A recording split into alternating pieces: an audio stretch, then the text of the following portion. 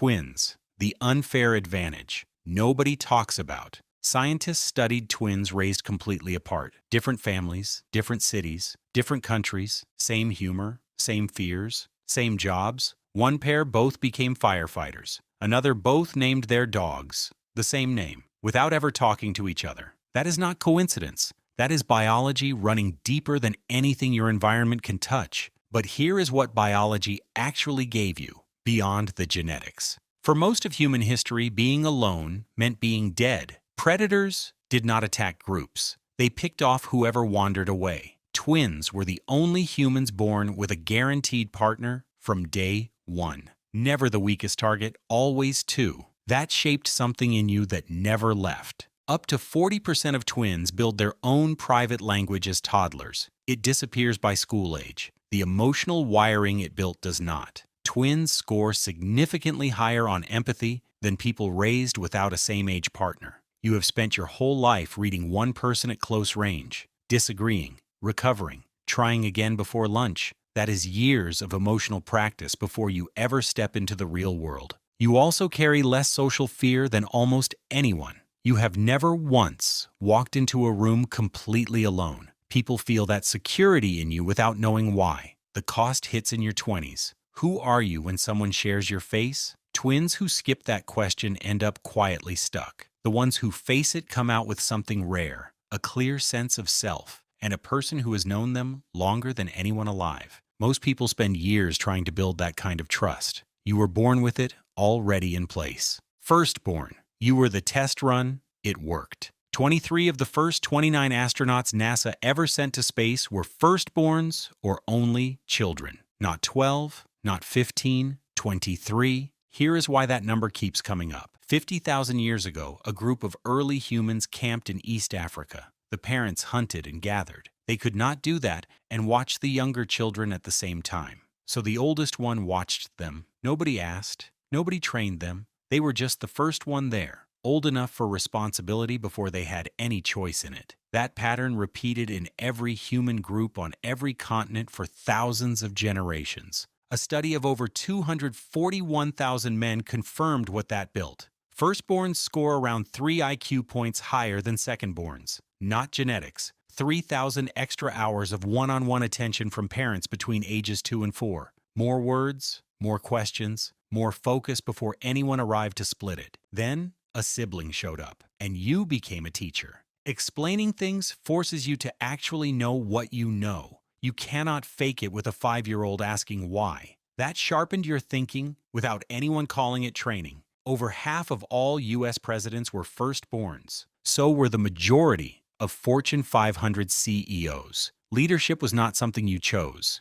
It was placed on you before you could read. The cost is real. You learn to perform before you learn to rest. Asking for help still feels like failing. That pressure built real things in you. It also built a weight you have been carrying since before you understood it was heavy. Only child. Everything pointed at you. Here is the stereotype. Spoiled, selfish, cannot share. Here is what 70 years of research says completely wrong. Only children match or beat firstborns on test scores. They develop bigger vocabularies earlier. They score higher on ambition than any other group. When every resource a family has goes toward one person, it builds something that shows up decades later. For most of human history, this was survival math. A family with one child could invest everything. More knowledge transferred, more skills passed down, more attention on every threat. Maximum investment per child was the most powerful advantage a parent could give. You also built something with solitude that most people never find.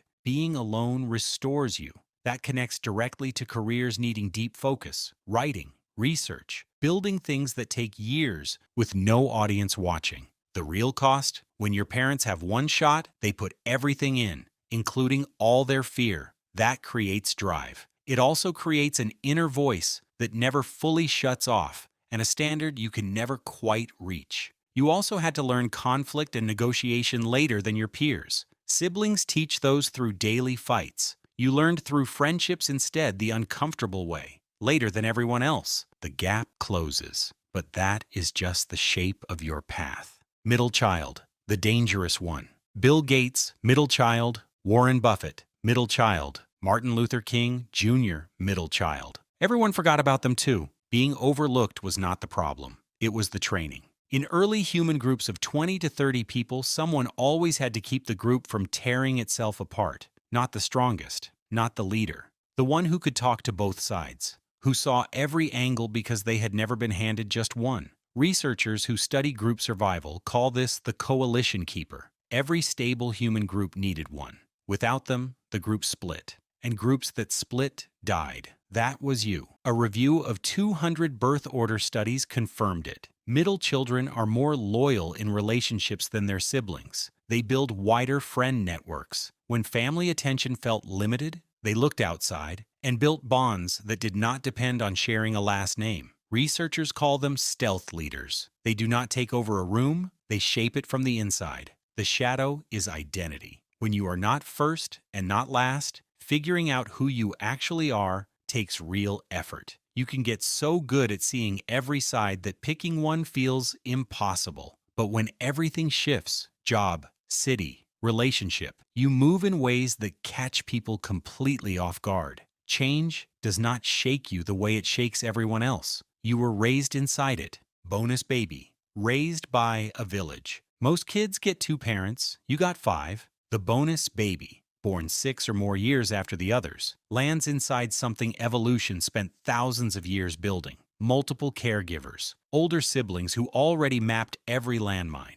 parents who already made their worst mistakes and fixed them. Anthropologists found this consistently. Children raised by more than 2 caregivers survived at significantly higher rates. More adults invested meant more protection, more knowledge passed down, more eyes watching. Researchers call this cooperative breeding. It is one of the main reasons humans outlasted every other primate on Earth. Your siblings knew which parent to ask, which topic to avoid, which mood meant leave it alone. You got that knowledge for free. Someone else ran the trial. You just absorbed the results. The cost is feeling like a different generation inside your own family. Holidays can feel like arriving at a movie halfway through, and people keep treating you like the baby, even at 27. But you came up as the youngest person in every room for years and learned to hold your own with people older, louder, and more experienced. You developed social fluency faster than anyone else on this list. That is a head start most people never knew they missed.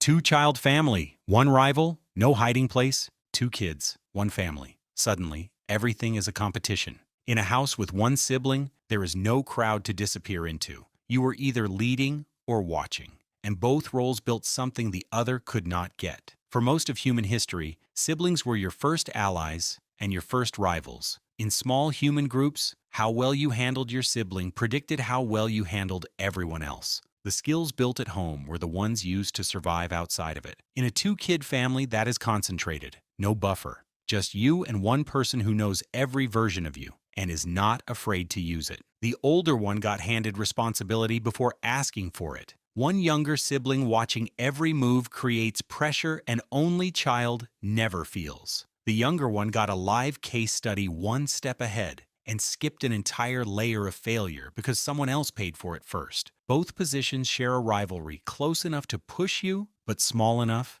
that you actually know each other. That builds a specific resilience only children never develop, and kids in large families rarely get this directly. The older one struggles to let go of control. The younger one struggles to pick up responsibility. Both are running patterns built before age 10. Both can rewrite them, but only once they see them clearly. Youngest child, born to move people. By the time you arrived, your parents had run the experiment twice. The rulebook got shorter. The panic that shaped your older siblings had been replaced by calm. In early human groups, the oldest carried experience. The middle ones kept the peace. But every group needed someone willing to try something new when the old way stopped working. Someone with the least to lose, and enough distance to see when the current plan was failing. That was almost always the youngest. Research confirms it. Lastborns show up in comedy, acting, and creative fields at much higher rates than any other birth position.